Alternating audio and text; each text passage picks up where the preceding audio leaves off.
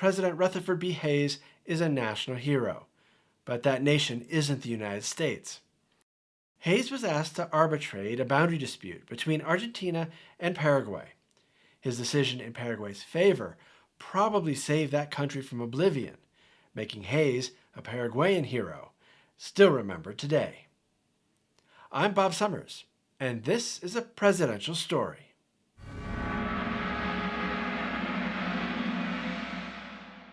In the mid-1800s, there were many conflicts between the nation-states of Brazil, Argentina, and Uruguay.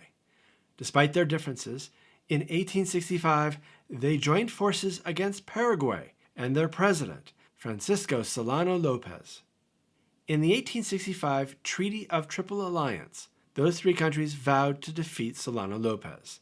That was a specific objective written into the treaty, and less so to defeat Paraguay. The specific language stated that fighting would cease when the current government of Paraguay was overthrown.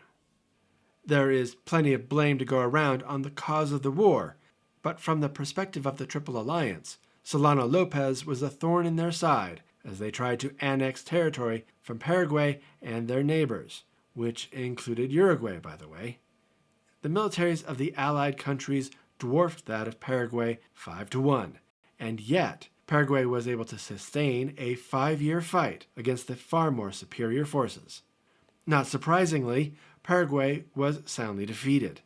They incurred more than $240 million in wartime debt, or over $6 billion today. But more devastatingly, due to military actions, disease, and famine, some estimates state that Paraguay lost more than 50% of its population. The census numbers at the time may not be reliable, but even conservative estimates of a 5% decrease would still be higher than that of any other military action, past or future. On March 1, 1870, President Solano Lopez died during the Battle of Cerro Cora, marking the end of the largest armed conflict in South American history. In a post-war power grab, the Allied states scrambled to expand their borders, and yet neither Brazil nor Argentina wanted to absorb Paraguay completely. They wanted to keep a part of Paraguay as a strategic buffer between the two countries. In 1876, 6 years after the end of the Paraguayan War, Paraguay and Argentina signed a treaty, concluding that Argentina would absorb some of Paraguay's land, but that ownership of the Gran Chaco territory would be decided through arbitration, decided by the U.S. president. At the time, that was the highly respected President Ulysses S. Grant. The Chaco was inhabited by First Nations long before conquistadors determined that the Chaco was the green hell of South America. From the perspective of outsiders, the Chaco was uninhabitable and formidable.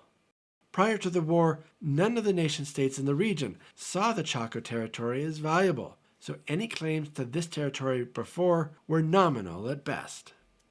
At this point, Paraguay was desperate for a victory, any victory, which would reverse its downward trajectory.